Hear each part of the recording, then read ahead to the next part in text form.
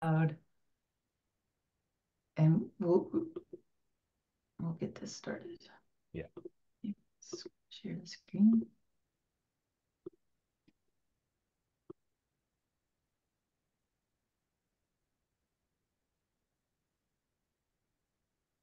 Well, welcome everyone to our special Global Read for Earth Day. We're glad that you could join us.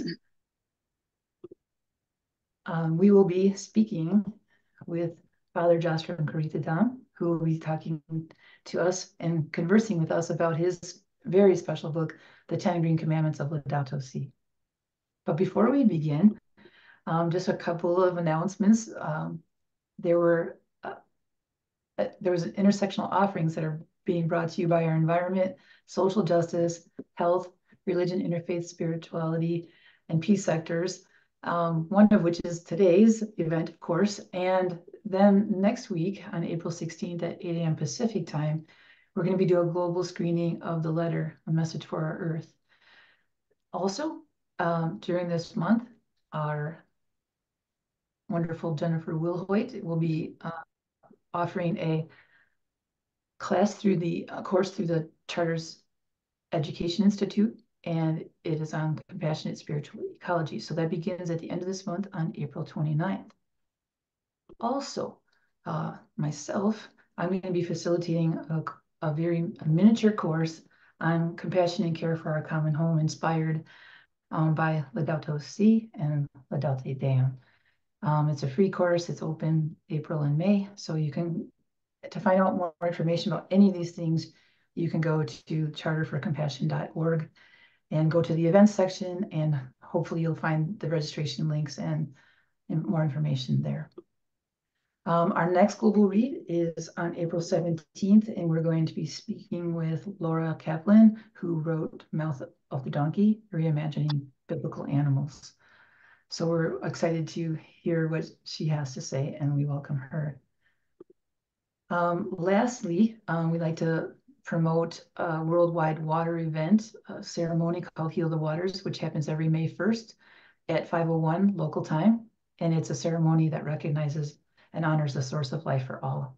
You can host your own private or public ceremony for the water nearest and dearest to your heart. And in this way, we can create a wave of awareness and respect for the waters of our sacred earth. For more information, go to healthewaters.org. All right, that might be the end of my commercials. All right, before we start, just a little background. The publication of Laudato Si, a papal encyclical on a defining issue of our times, was a moment of great importance for Catholics and for the world. Now, Father Joshtrom, one of the Church's top experts on the document, provides a thoughtful, passionate, and highly accessible commentary on its key ideas and themes. Faithfully attentive to the outline of the 6 chapters of the encyclical, Father Joshtrom has also insightfully arranged the book according to the See, Judge, Act methodology that is increasingly used in spirituality, moral theology, and the social sciences. If Pope Francis is right when he insists that the solution to our environmental problems cannot be found only in technocratic approaches by governments and institutions, but by a wide and thoughtful embrace by all of us of our common responsibility, then Father Jostrom's book is precisely what we need at this time. And now I'd like to introduce Father Jostrom. He is the coordinator of ecology and creation at the Vatican Dicastery for promoting integral human development.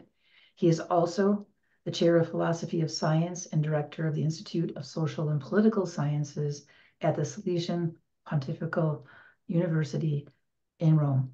His most recent books include The 10 Green Commandments of Laudato Si, which we'll be talking about obviously today, The Philosophical Roots of the Ecological Crises, and Creation and Crises, Science, Ethics, and Theology. Welcome and thank you for being here, Father Jostrom. Thank you. Thank you. And next, I'd like to introduce to you our facilitator for the day. Jennifer Wilhoit, PhD, is a spiritual ecologist, creative, published author and photographer, and the founder of Teal Arbor Stories. She compassionately supports individuals, projects, and healing processes by drawing from nature's wisdom. Her books, articles, and blogs focus on the inner-outer landscape, which she has been researching and practicing for 30 years. Dr. Wilhoit offers her work to international audiences in a myriad of disciplines via retreats, trainings, and teaching. She is an active member of the global interfaith community, presenting her work at the United Nations World Interfaith Harmony Weeks, Charter for Compassion, the 2023, 2021, and 2015 Parliament of the World's Religions, and Grateful Living. Dr. Willoyd also serves on her local Interfaith Council and his Climate Circle subgroup. Jennifer has spent 23 years at the bedsides of people who are dying, caring for them and their families as a hospice volunteer, sacred vigiler, and bereavement coach. Thank you for being here, Jennifer, and facilitating this conversation. And I am going to leave it to you. Father Josh, welcome. We are so honored and so very happy to have you here. The 10 Green Commandments book is absolutely amazing, and we will focus most of our conversation today on that work. But I would like to just start so that our audience can understand something about who you are and what your daily life in and near and around the Vatican looks like. So can you just introduce us a little bit to who you are? Yeah. Thank you. Thank you very much, Jennifer and Kate, for making our meeting, our gathering possible. And I really pray that we be led by the Spirit as we walk together. Nothing happens in life by chance. I'm sure God has a dream for each one of us. And I have been to cosmology since I was very young, and then later I was asked to teach cosmology. And so I'm always, fascinated by how Earth is special. So when Pope Francis prepared Laudato Si, I was very intrigued by the subtitle on Care for Our Common Home. And my association with the Vatican even dates, earlier to Laudato Si, especially with Cardinal Peter Turkson. So he was the one who was instrumental in getting me to the Vatican. And after Pope Francis came to the Vatican, he began a new dicastery for promoting integral human development. And Cardinal Turkson wanted to start a new section on ecology and creation. So he asked me whether I could go over and coordinate that. So my work is basically helping, serving in the dicastery. I also teach at the Salesian Pontifical University. Pontifical means this comes under the Pope, where I teach precisely cosmology, philosophy of science, ecology, these subjects. Now, I said, I've been privileged, like all of us are, also to get to know the Pope a bit more. We did the movie The Letter with Pope Francis, so I remember spending hours with him. And maybe the greatest compliment, I think, if I can remember, of having met Pope Francis and knowing him a bit, and he's got a very sharp memory. He meets you once or a few times. He remembers you. So I remember a couple of 2-3 years ago, we made the movie with him, and then later, a few weeks later, I happened to meet him in the Vatican Gardens. There was a mass, and he was presiding. Obviously, I was helping with the confession. So after the mass, our Salesian community, we are 4 or 5 of us priests, we were there along with others to say hello. And as soon as the Pope saw me, like say from 3-4 meters, he said in Italian, "Ecco il verde." He said, "Here is the green." So he knows that I deal with these issues and I help out on Laudato Si. So that was a great compliment to receive from. And you can imagine for months, my community, my colleagues, they would pull my leg. "Here is the green." But then, since the compliment came from Pope Francis, I love to hear that. So that's sort of my background, working in it's a very, very homely sort of atmosphere, though it looks very official. And it's very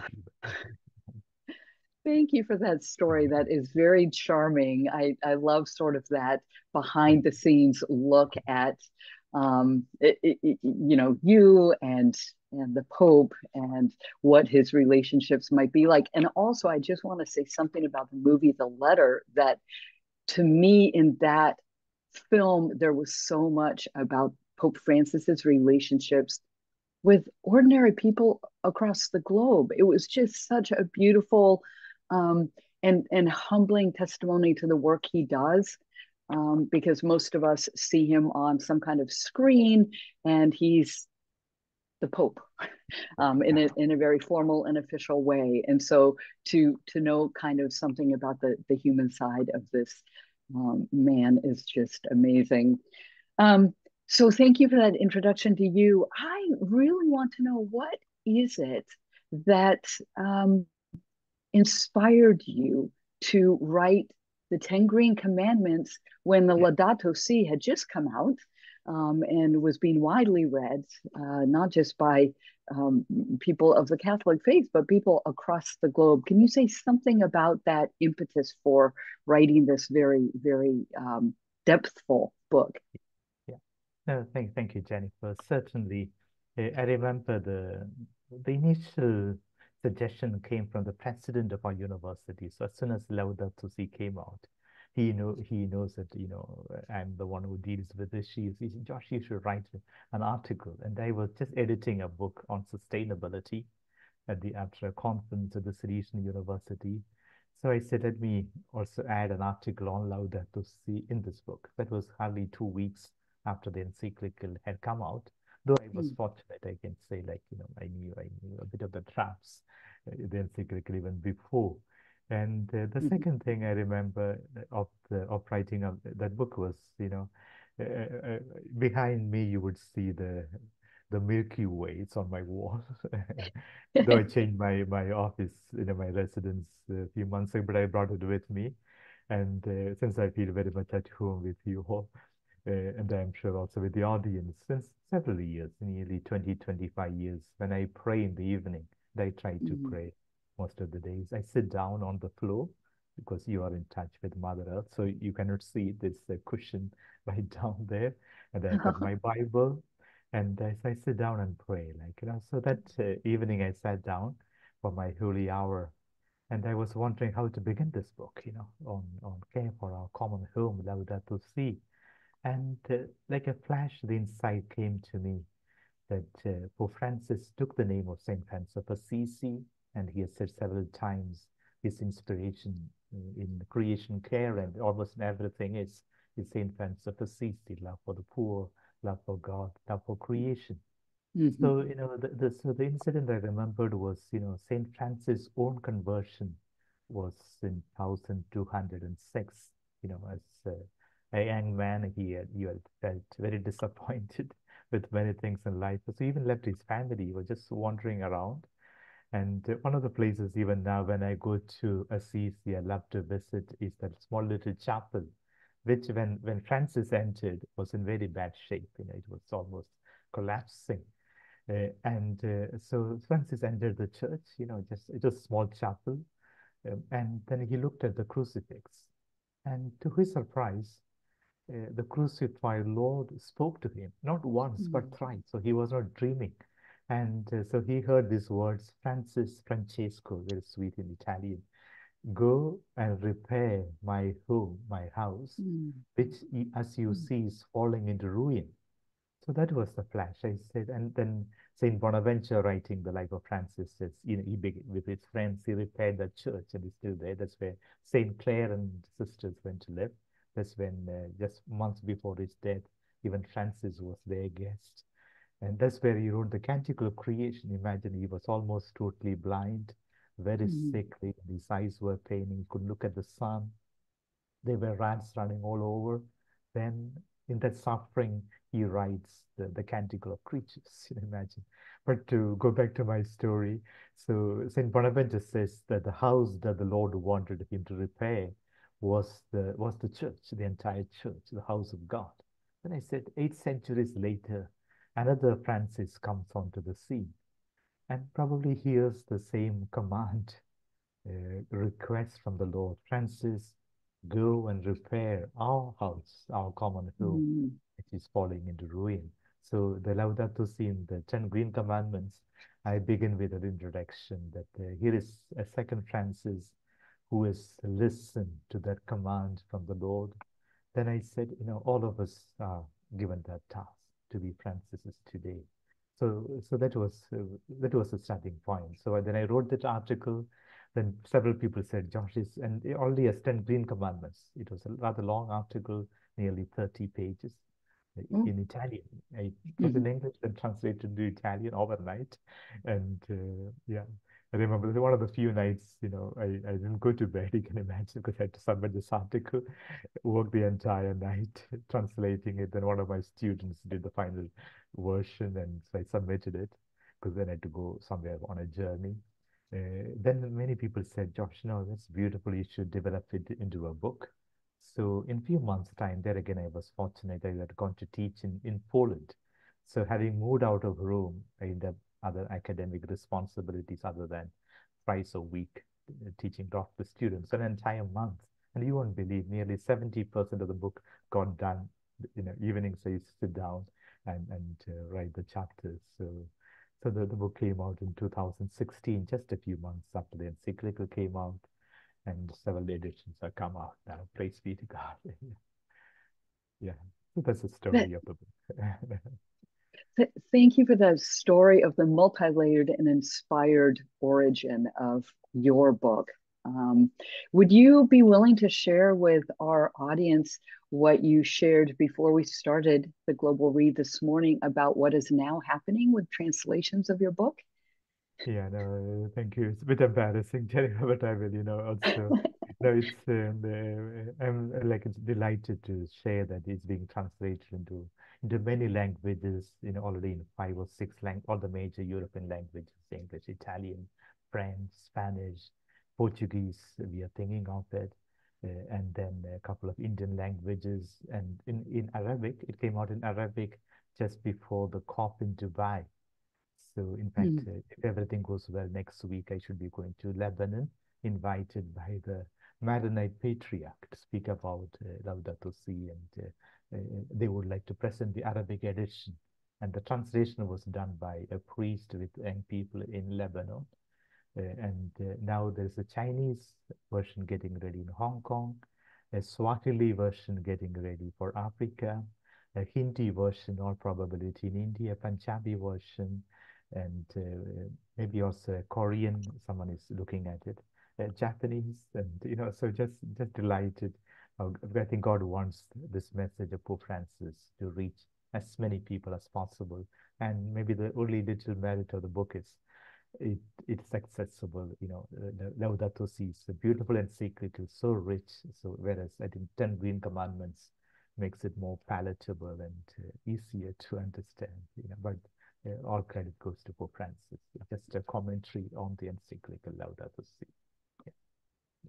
Well, having read the Laudato Si and Laudate Deum and your book, I feel like the 10 Green Commandments, and you've just spoken to this in terms of the translations that are happening all across the globe, that this book is just not for one person or one kind of person or one faith tradition. It is for everybody. And so, for our audience members who might not yet have had a chance to read this lovely book, could you tell us something about um, how this book is so accessible to so many people, regardless of faith? Yeah, no, thank you. Brilliant question. For Francis, right at the beginning of Laudato Si says, I'm inviting everyone to join this dialogue about how we are shaping the future of our planet, which he calls our common home. And that has been also my concern in the book, and even now a concern that I share apart from the book, that when it comes to caring for our common home, we are still so divided, and I think it's totally out of place. Like it's since most of you are in the US, so I see it everywhere. And Pope Francis himself has been sometimes criticized. I mean, he's talking about the environment, though he talks about our common home, and that's what unites us. If there is something that really unites us, I teach cosmology, so I think that gives me a very special, privileged understanding of the ecological crisis. I mean, we live in what we call an interglacial epoch, last 10, 12,000 years. And a glacial epoch can last something 100,000 years. When the last glacial epoch, most of Europe was under ice, under snow. You can imagine. So we are in this what Brian, calls the long summer. This when sea levels have been stable and temperature had hardly varied, and that made agriculture possible. All our cultures, all our religions, we are just 4,000 years old, and universe is 13.82 billion years old. Our planet is 4.52 billion years old. Life began 3.89 billion years ago, and it's so fascinating as a cosmologist or as a biologist when you see this, from tiny bacteria, and they were the ones who prepared. And otherwise, we would have been like Mars or Venus, a rocky planet. They were the ones who prepared this home, this tiny bacteria, then the evolution of life, and we Homo sapiens sapiens. We appear around like 190,000 years ago, hardly 200,000 years ago, and it's like if the entire Earth's story is 1 year, we appear on the 31st of December, I think 8 minutes before midnight, so we have just reached very, very recently. But then biblically, there is, I think, even a very interesting perspective. It's like, when we go into Genesis, how this, God doesn't begin with Adam and Eve. God couldn't do that. God has to get the stars. I mean, using the cosmology of the time, the plants and rivers and the garden was ready. When everything is ready, Adam and Eve are brought in and told, now take care of this garden and cultivate it. And something similar happens in cosmologically. This planet, and one of my favorite images is Earthrise of Apollo 8. 1968, when they looked at the Earth and saw this tiny blue-green jewel, and as a cosmologist, I'm always amazed how Earth is so special. It is a home for life, so beautifully prepared. And then that's what I want to go back to the question that you asked. It's our common home, and even this morning I was sharing with some of my colleagues, when this house is on fire and this house is literally collapsing, and there's no reason why one should be a Muslim or Hindu or, in your context, Democrat or Republican, or it doesn't matter. It's when my house is on fire, we need everyone to come together. And I think the mistake we made was we reduced it to environment, which I think is very superficial. Whereas common home is much more appealing. And cosmologically, that's what Earth is. This home was prepared for life. And from a faith perspective, I'm always, I always think of John 3:16, God so loved the world, or Hebrews 4:4, in the fullness of time, God, and or John 10:10, you may have life and life in all its fullness. So life began then, and as a theologian, I'm convinced that earth was prepared for the incarnation, that God had to, make it God's own home. So it's a very noble vocation. So it's not just our home, our real estate to buy and sell. It is sacred, and that's something we share with all faith traditions. And Laudato Si has been so well accepted by faith traditions. I mean, it made the hearing from Ban Ki-moon, who came to the Vatican to meet Pope Francis, then came to our dicastery and told us, Paris Agreement was possible, largely also thanks to Pope Francis' Laudato Si, that was published 6 months prior to the Paris summit. And as soon as Laudato Si came out, in months' time, the Jews came out with their document. The Muslims, I remember, in Istanbul came out. Then now, a few months ago, they come out with another beautiful document. The Buddhists came out with their document. The Hindus came out with a document. The Jains, and so it has. And now we are also working on a movie on religions and climate crisis, because all faith traditions see earth as sacred. And the beauty is also that, when I think one reason why, we expected a major papal document already from Pope Benedict. who was called the Green Pope. He was the one who put solar panels on the main audience hall of the Vatican, very, very, very sensitive to these issues. But in a way, now we are happy that came from Pope Francis, because as a messenger, the message coming from him made a big difference. And but apart from his person, I think why Laudato Si received so much of attention.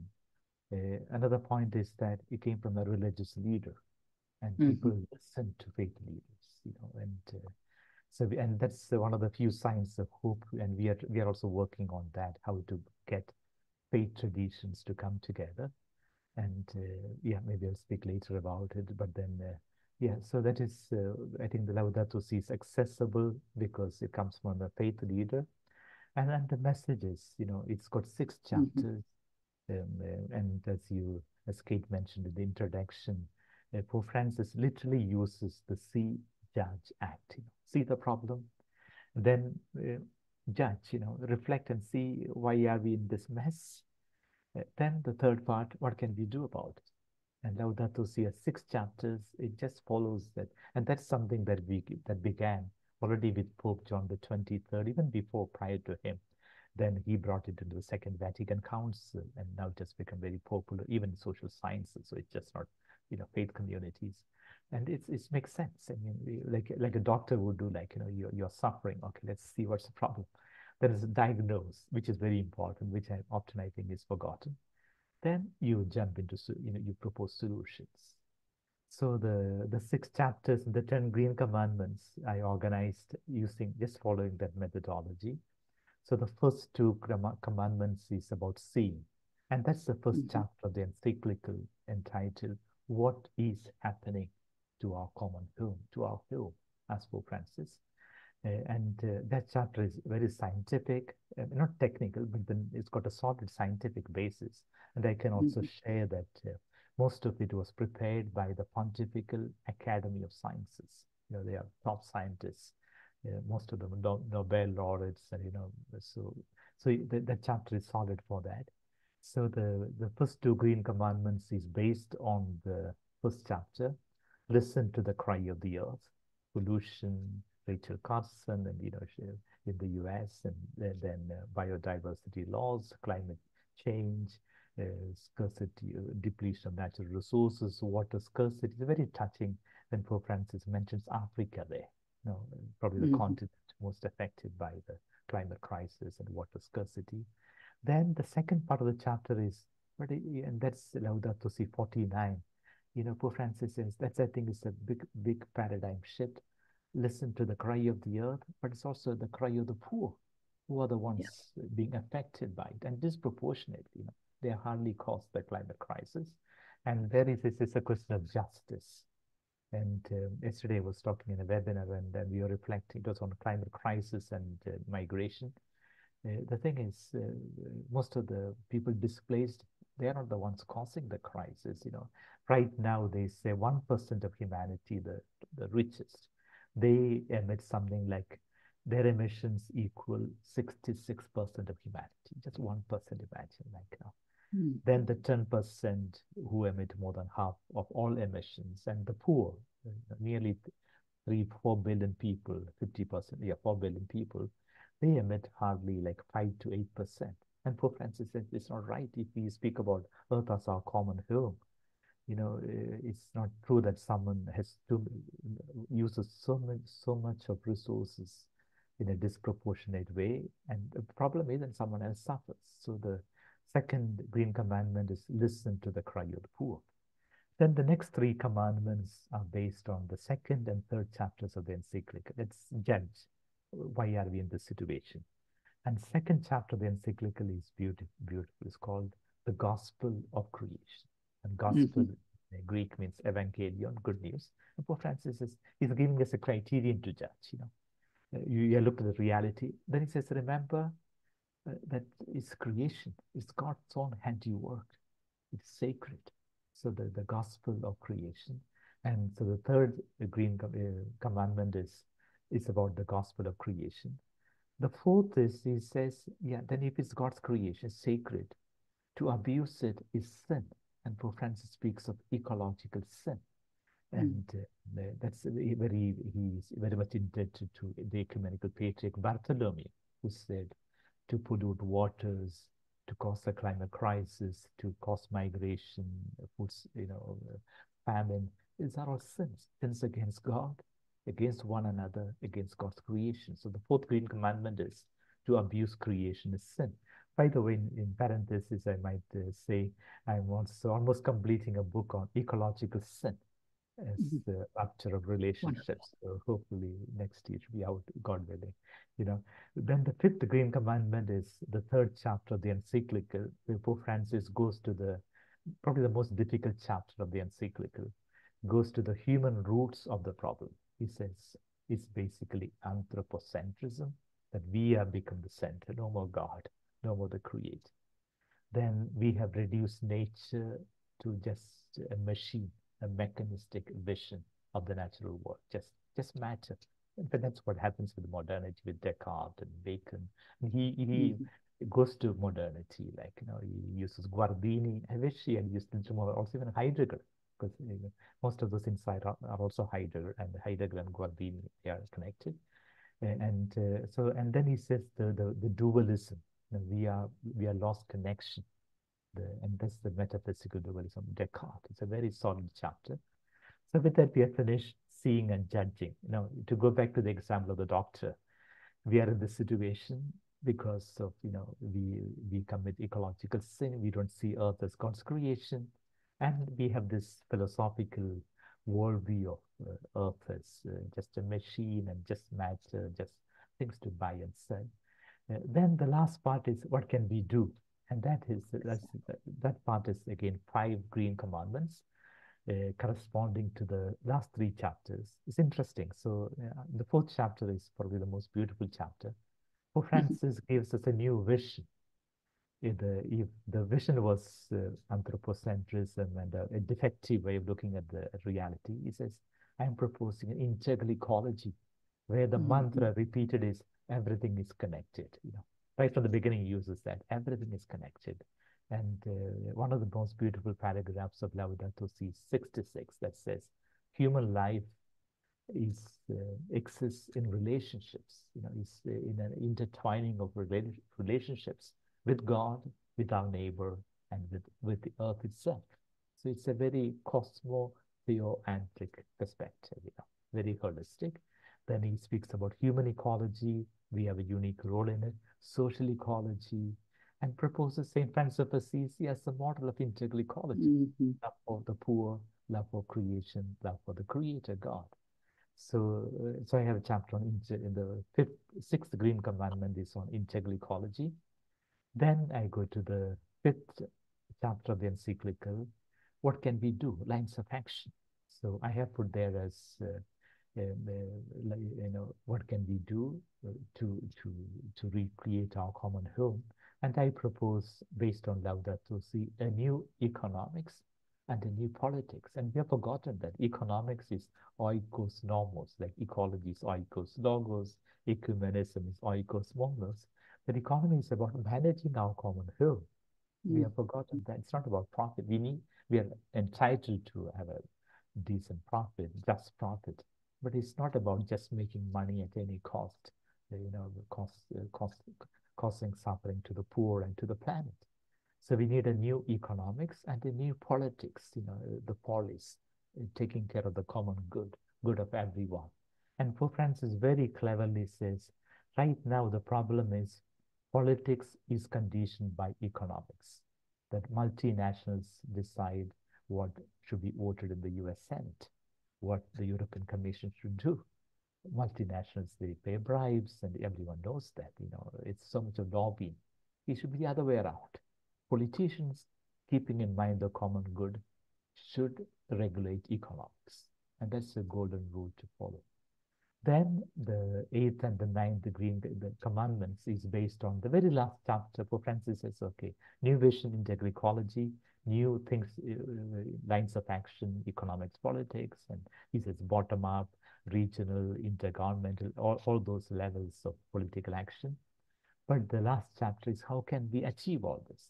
He says we need ecological education, we need ecological spirituality. So I have two green commandments on ecological education, ecological spirituality. Maybe the only original thing I added to Laudato Si is the 10th green commandment called cultivating ecological virtues. So based on the entire encyclical, I say, okay, that's going back to Aristotle. Aristotle says we have vices, we have human defects, but how do you correct vices?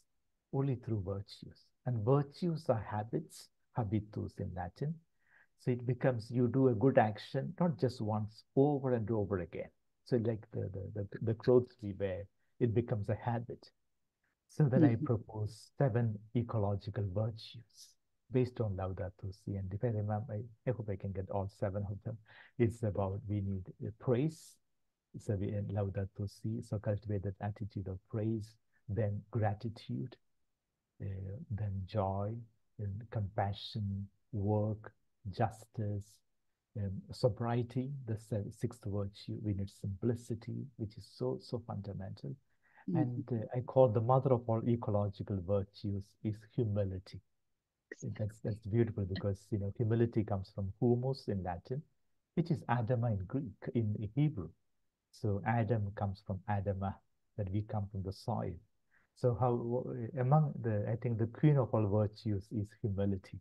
I said I'm writing a book on ecological sins, again 7 ecological sins, and the first sin is hubris. And one of the times, I think it was when we made the movie with Pope Francis, he insisted, he said, our greatest sin is hubris, is our pride. We think we can dominate everything. We have lost humility. So yeah, so that's the reason I think humility is a key virtue.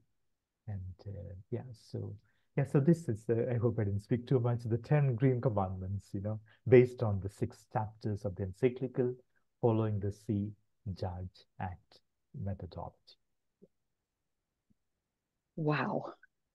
Okay, so a couple of reflections on your amazing overview of the book is I wish I had heard that before I read the book, and now I've heard it after I read the book, but it's such a beautiful summary. And also, I'm so struck by how basically you didn't see the questions, the inquiries that we wanted to help guide us for this conversation, and yet you've just answered, like 22 of our questions. So thank you very much for that.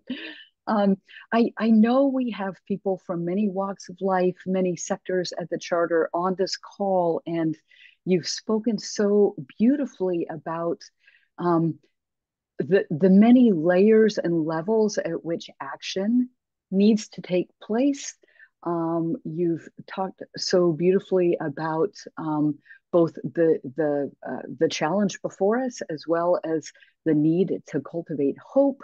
You've offered us the 7 virtues, which personally I found that if I had to pick a favorite chapter in the book, it was the virtues chapter of the 10 Green Commandments. Could you help our audience, especially any people that might feel a little bit overwhelmed about, wow, we have this huge task before us. There are all these different levels at which we can work. What is a starting point or a continuing point for those of us that feel like we're already kind of on the path? We have a heart for this work. We've read your book. We're doing these pieces.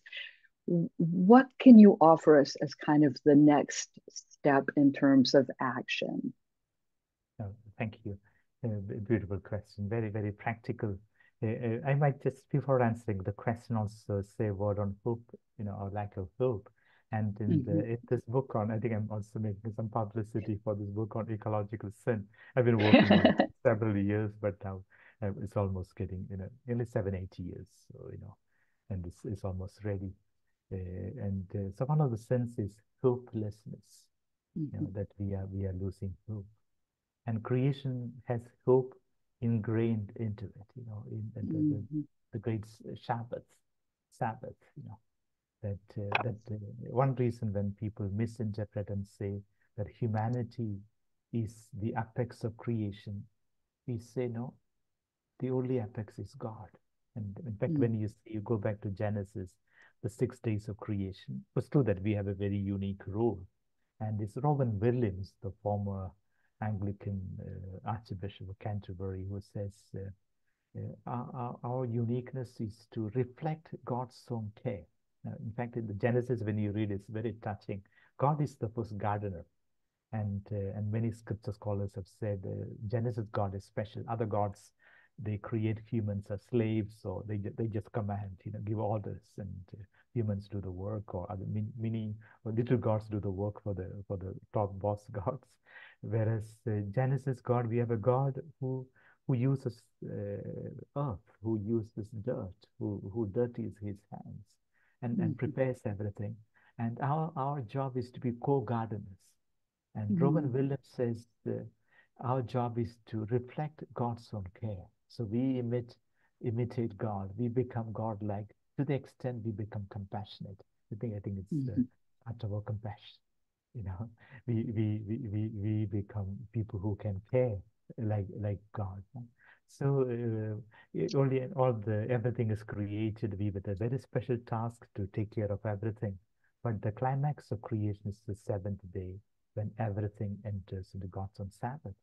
And I think it's Moltmann, or someone who said the Jews kept the Sabbath wherever they went, and the Sabbath kept the Jews. They have not been decimated in spite of all the challenges they faced. And I think it's important to recover Sabbath. The Sabbath is very holistic. It is rest for humans.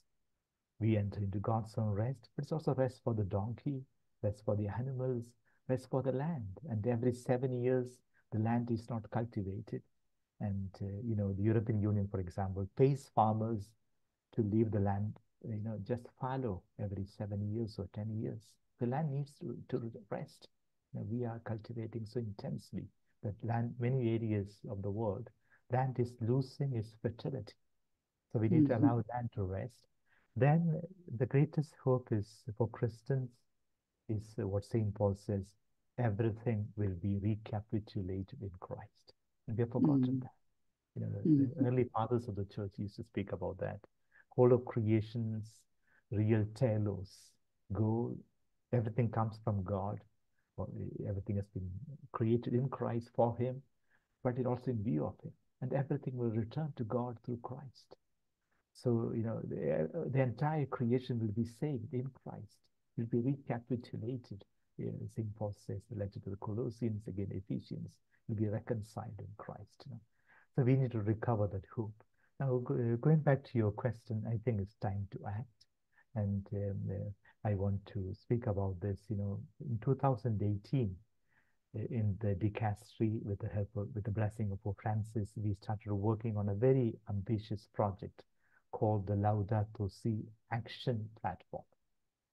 It all began when we had a group of scientists who came to the Vatican and who had gone to see Pope Francis. Then they were about to publish the 1.5 degrees centigrade report that said we have like 12 years to really change direction.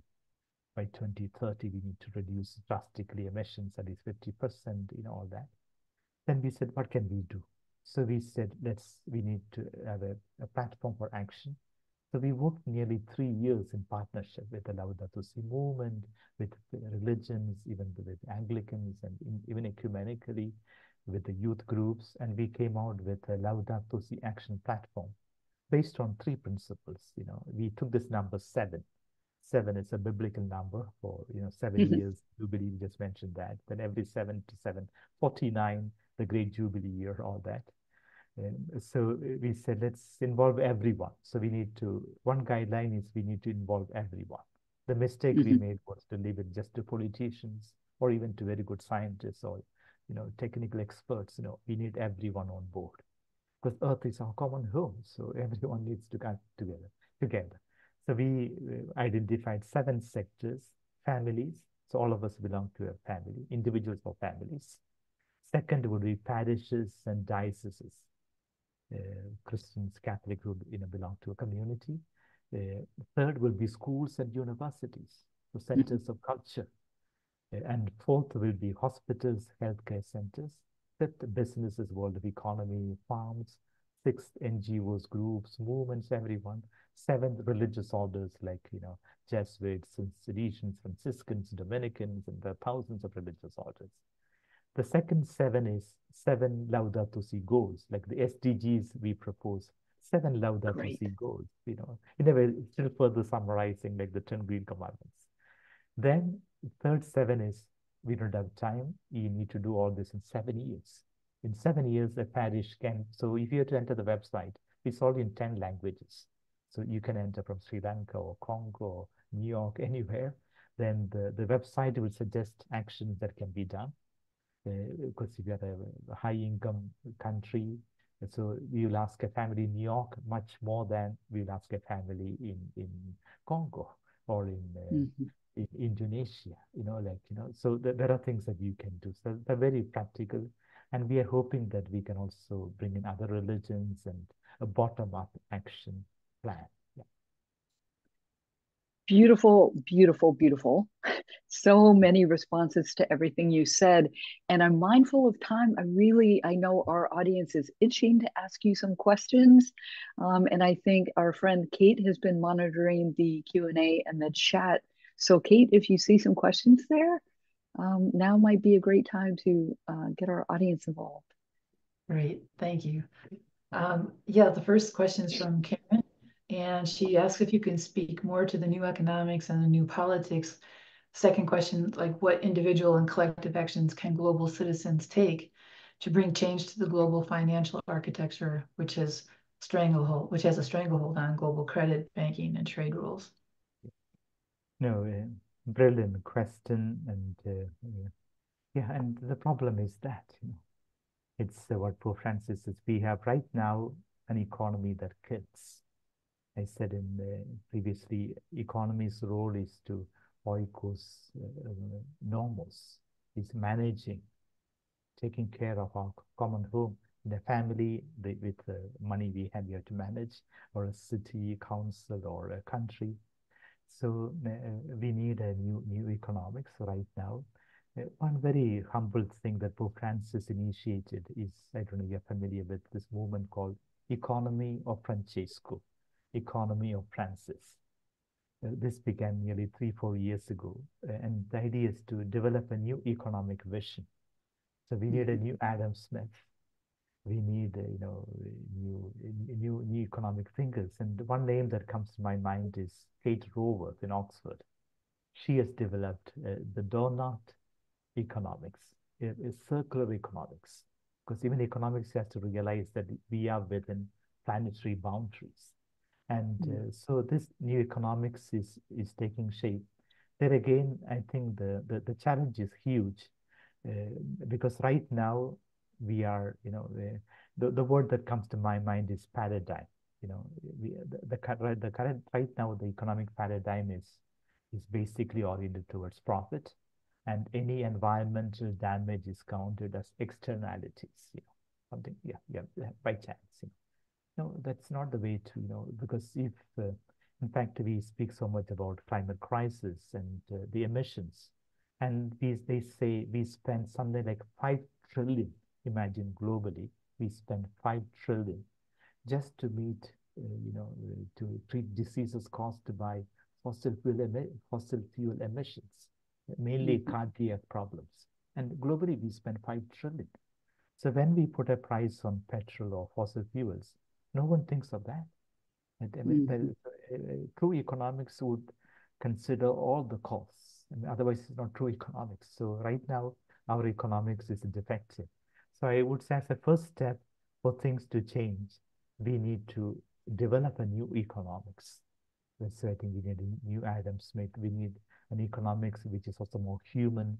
And there are many schools are coming up. There's the economics of sharing. But right now, they are all very, very small schools. There's economics of gift, the mutual economics, the circular economics that Pope Francis says and Laudato Si says. And nature is a beautiful example. The nature does not waste anything. Look at a tree. The leaves fall down. Then it helps the new generation of plants, and it gets decomposed. And nature does not waste anything.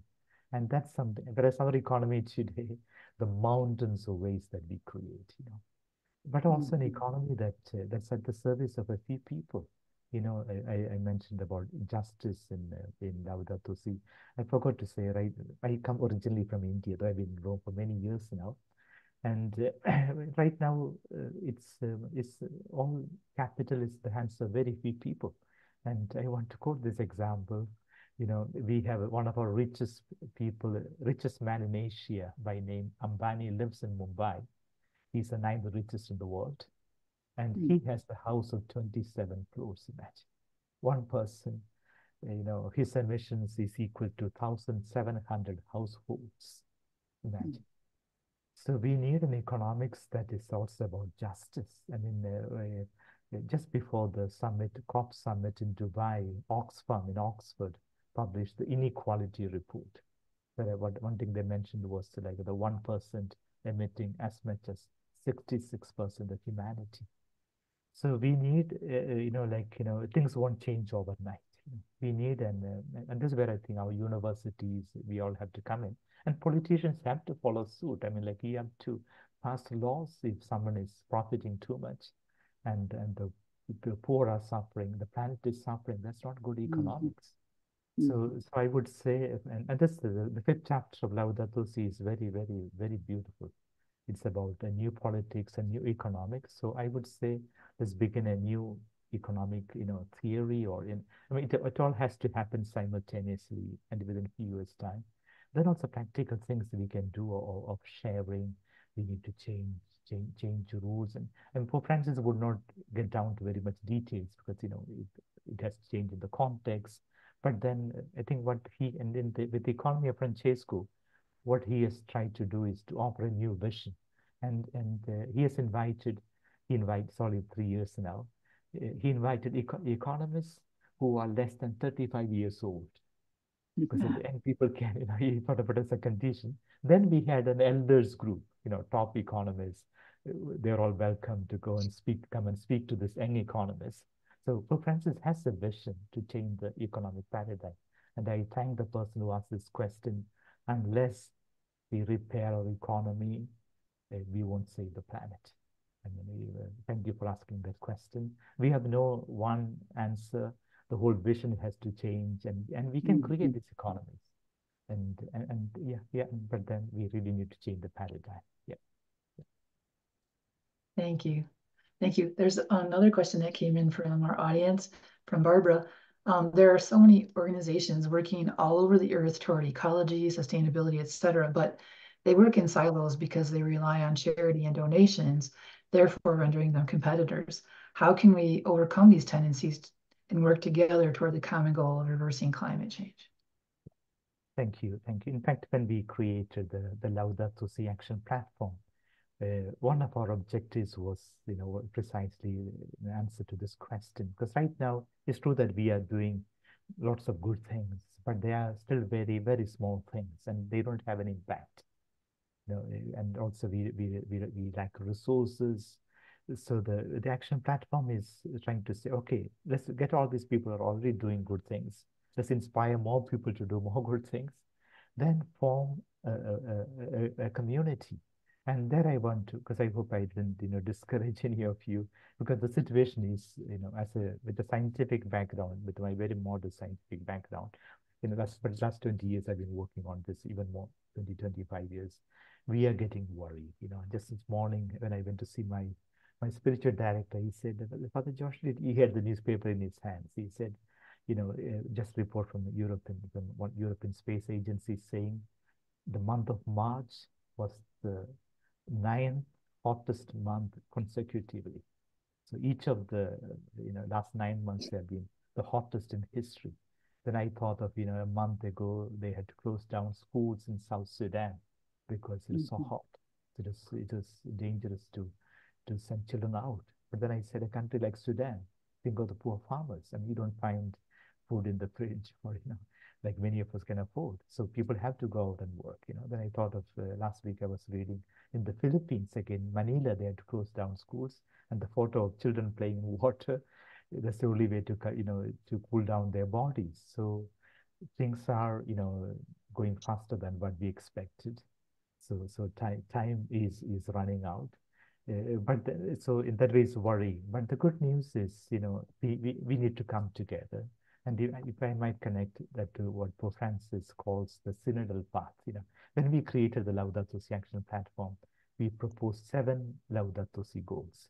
The 7th is there's also ecological education, spirituality, economics, lifestyle changes, cry of the earth, cry of the poor. 7th one is do this always as a community. And I think we need to balance I can change the world, I need to begin. But then that's not sufficient. And, we need to be also smart. The, the, the, the slogan, the strategy that oil companies use towards that, you can change the world. So the fault is yours if the planet is burning, I won't change the world. We can change the world. It's assuming responsibility together. So we need to bring, both these poles of individual transformation, but it has always lead into a community. And that's the good news I want to share, like also an element of hope.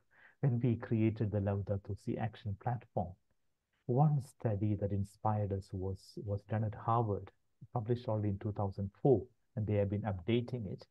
And they said all changes in human history have come from below. No change has ever come from above. And they said changes happen when there is a critical mass, a small group of convinced people, and hopefully with a charismatic leader or leaders leading them. So the latest example they quote is how the Berlin Wall came down. Some of us are older, will think when we were young, we thought Berlin Wall is there, a wall between the two countries. And the young people said, no, we are Germans, we don't need this wall. This war was created by our elders, but then we are Germans. And the wall came down. Their numbers grew. And that's what Nelson Mandela, upper tier, maybe 50 or 60 years, people thought this is forever. And Nelson Mandela said, no, but using love and charity. That's what Mahatma Gandhi did. And I tell my colleagues that Pope Francis is the Gandhi of today, that we can come together. And the good news is that this Harvard study said we need the critical mass is when at least 3.5% of a group of people come together. And it's between 2 to 4%. So imagine globally, if we can get around 300 million people who are really apostles, who are really committed, change will begin. And this study says very few examples where beyond critical mass change has not happened is only when authoritarian governments have suppressed this movement, like the Arab Spring didn't, or the Tiananmen Square. That's because we had very, authoritarian governments suppressing it. Otherwise, this has, in an open society, it just worked. So that's an element of hope, and this is what we are hoping. All faith communities, our universities, our people, our young people, indigenous, and everyone coming together. In 10 years' time, we get at least the critical mass. Then for societal change, we need something like 21 to 24%. That's more demanding. But they say once the critical mass is reached, change is inevitable, as it happened with Mahatma Gandhi and Nelson Mandela, Martin Luther King, great Martin Luther King, or So it's possible, but then that's why we need everyone together. We need everyone together. This has been such a rich hour. I wish we had 3 or 4 hours or 10 years to explore this together. You have touched on so many things that we wanted to know, that we've been interested in, including really discussing this important piece of hope and the role of hope, because there is so much reason, so much despair and grief and hardship. And so you have uplifted us in these final moments, also talking about, yes, we can take action. Yes, we can be a community together. Yes, we need compassion, which of course for us in the Charter is very, very important. And we can do this with hope. We can work together and I think, hold each other up. When we're having varying levels of hope, if I'm having a day where I'm not as hopeful as I might be on another day, I have people who can help hold that space. And so we do need one another. And this is so much the message that you have offered us today, is that we're doing this work together.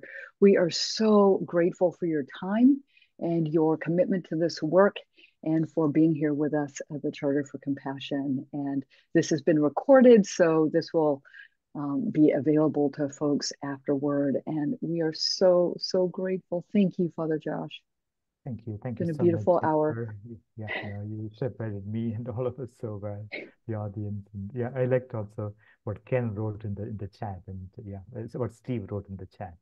And thank you. And going back to the original 10 commandments, that means love of neighbor, because I think economics, the problem is we are worshipping idols, false gods, money, prestige, fame, yeah, false gods. We need to return. The true God is a God of love.